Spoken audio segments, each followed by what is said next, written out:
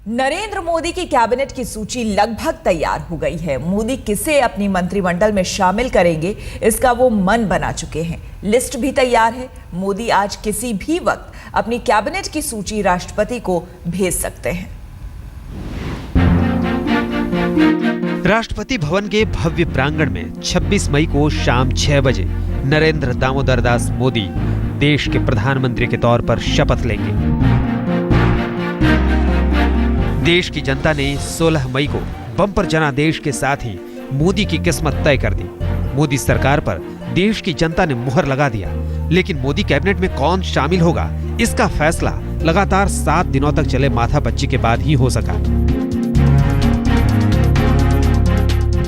मोदी सरकार के माननीय मंत्रियों की सूची लगभग तैयार है। इसमें फेरबदल की गुंजाइश तो बनी हुई है, लेकिन मोटे तौर पर मोदी ने मन बना लिया है। आज दोपहर बाद कभी भी ये लिस्ट राष्ट्रपति के भवन के अधिकारियों को भेजी जा सकती है। एक बार लिस्ट राष्ट्रपति के पास भेजी जाएगी, उसके बाद ही आधिकारिक तौर पर उन सदस्यों को राष्ट्रपति भवन से न्योता मिलेगा। पार्टी के सभी सांसद दिल्ली में ही हैं। सूत्रों के अनुसार कुछ बड़े नेताओं को तो उनके मंत्री बनने की सूचना दे दी गई है, लेकिन ज्यादातर नेताओं को रविवार शाम के बाद ही सूचित किया जाएगा। मोदी कैबिनेट में हाई प्रोफाइल नेताओं के साथ साथ छोटे दलों के नेताओं को भी शामिल किया गया है। सूत्रों के मुताबिक राजनाथ सिंह, सुषमा स्वराज, नितिन गडकरी, अरुण जेटली और अरुण शौरी को प्रमुख मंत्रालय दिए जा सकते हैं। संघ से परामर्श के बाद रविवार को इस पर मुहर लगा दी जाएगी। बीजेपी से लगभग 1 से 1.5 दर्जन के बीच कैबिनेट मंत्री होंगे। नरेंद्र मोदी के शपथ ग्रहण में महज 2 दिनों का वक्त बाकी है, लेकिन मंत्रिमंडल का आकार क्या होगा और मंत्रिमंडल में कौन शामिल होंगे, इसका कुछ अता पता नहीं। दिल्ली का गुजरात भवन सत्ता का नया केंद्र बना हुआ है। नरेंद्र मोदी पिछले 2 दिनों से यहाँ डेरा जमाए बैठे हैं और पार्टी के आला नेताओं से मंत्रणा कर रहे हैं। एनडीए नेताओं से उनकी मुलाकात का दौर खत्म हो गया है, बातचीत खत्म हो गई है। किसे कौन सा मंत्रिमंडल मिलेगा, कितने मिलेंगे, ये चर्चा हो चुकी है। पार्टी के संसदीय बोर्ड के नेताओं से उनकी मुलाकात हो चुकी है। अब सिर्फ पार्टी के 2-3 जो शीर्ष नेता हैं, जो नीति निर्धारक बॉडी पार्लियामेंट्री बोर्ड के सदस्य हैं, उनके नेता उनके साथ चर्चा का दौर लगातार जारी है। खबर है कि बीजेपी के नाथ राजनाथ को गृह मंत्रालय दिया जा सकता है, जबकि सुषमा स्वराज को विदेश या रक्षा मंत्रालय दिया जा सकता है। अरुण जेटली को भी इन्हीं दोनों में से एक मिल सकता है। नितिन गडकरी को इंफ्रास्ट्रक्चर मंत्रालय मिलने की संभावना है, जो कई मंत्रालयों को मिलाकर बनाया जाएगा। खबर अरुण शौरी के बारे में भी है कि उन्हें वित्त मंत्रालय की जिम्मेदारी दी जा सकती है।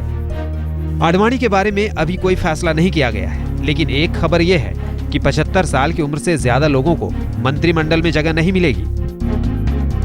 राजनाथ के मंत्री बनने की सूरत में उन्हें पार्टी अध्यक्ष पद को छोड़ना पड़ेगा। चर्चा है कि बीजेपी में लो प्रोफाइल रहने वाले मोदी के करीबी और पार्टी महासचिव जेपी नड्डा पार्टी के अगले अध्यक्ष होंगे। शनिवार को जेपी नड्डा भी गुजरात भवन पहुंचे, मोदी से मुलाकात की। मोदी ने अपने नजदीकी सहयोगियों से विचार विमर्श के दौरान कुछ अहम मंत्रालयों के पुनर्गठन का भी संकेत दिया है, जिसकी कुछ कमियों को दूर करके उनकी कार्यप्रणाली को प्रभावशाली बनाया जा सके।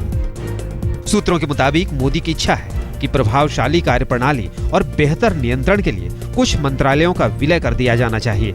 सरकार गुजरात की तरह केंद्र के सार्वजनिक प्रतिष्ठानों से अपनी हिस्सेदारी कम कर उन्हें आत्मनिर्भर बनने की दिशा में काम कर सकती है।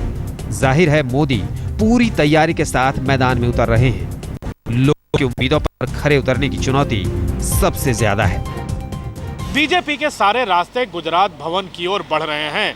नेताओं की सांसें अटकी पड़ी हैं और नेताओं की जुबान पर ताला भी पड़ा है, क्योंकि अंतिम फैसला मोदी को लेना है और मोदी ने अब तक अपने पत्ते नहीं खोले। सिद्धार्थ तिवारी और रीमा पराशर के साथ अमिताभ सिन्हा, दिल्ली, आज तक। दिल्ली का गुजरात भवन इन दिनों देश की राजनीति का केंद्र बना हुआ है, जहां देश के मनोनीत प्रधानमंत्री नरेंद्र मोदी ठहरे हुए हैं। मंत्रिमंडल गठन की रूपरेखा पर यहां बीजेपी के टॉप लीडर लगातार माथापच्ची करते दिखे। मोदी ने अपने मंत्रिमंडल के गठन के लिए एक फॉर्मूला तैयार किया है। इस फॉर्मूले के तहत ही मंत्रिमंडल का बंटवारा किया गया है।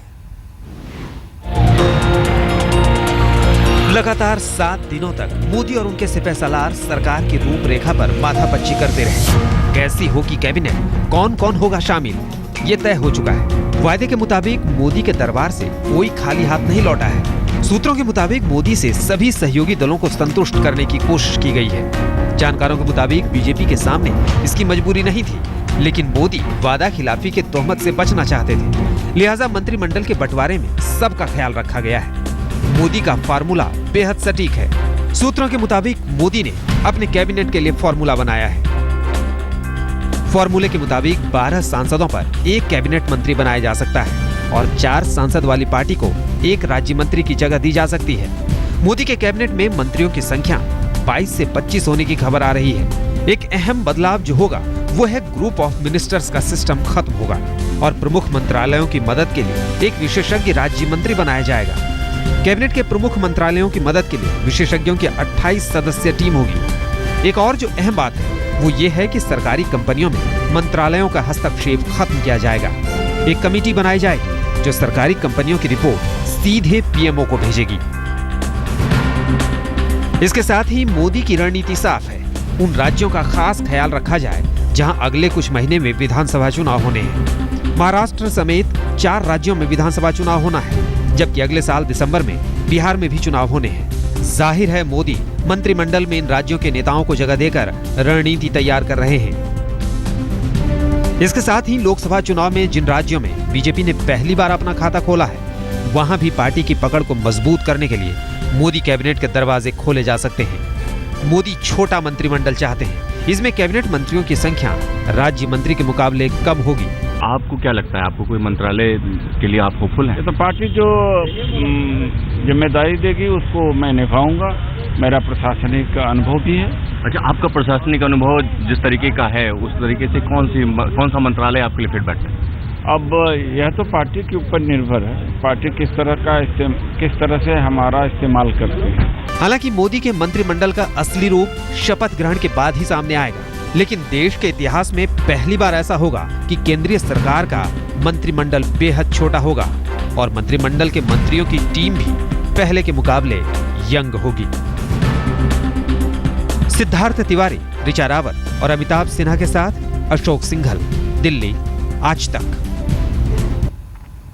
एनडीए के कुनबे में 29 पार्टियां शामिल हैं। चुनाव से पहले कोई दावे से नहीं कह सकता था कि बीजेपी अपने बल पर बहुमत ले आएगी, लेकिन 282 सीट के साथ आज समीकरण बदल गए हैं। लेकिन सूत्रों के मुताबिक मोदी ने मंत्रिमंडल में अपने सभी सहयोगियों को खुश करने की कोशिश की है।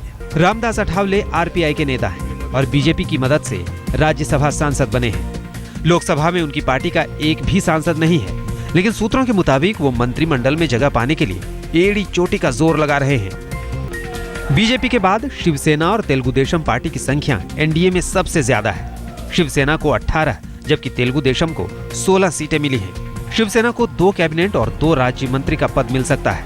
उधर तेलुगु देशम पार्टी को 1 कैबिनेट और 2 राज्य मंत्री मिल सकते हैं।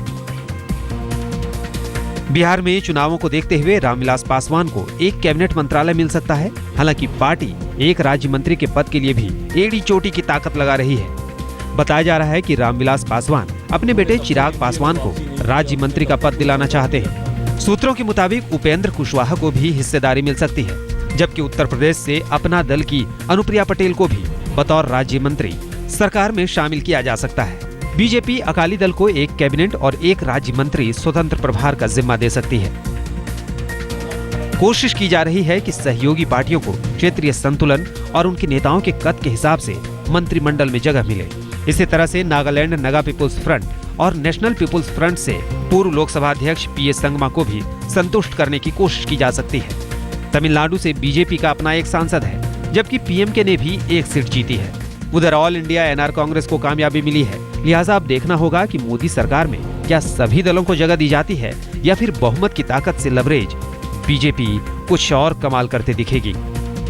आज तक ब्यूरो।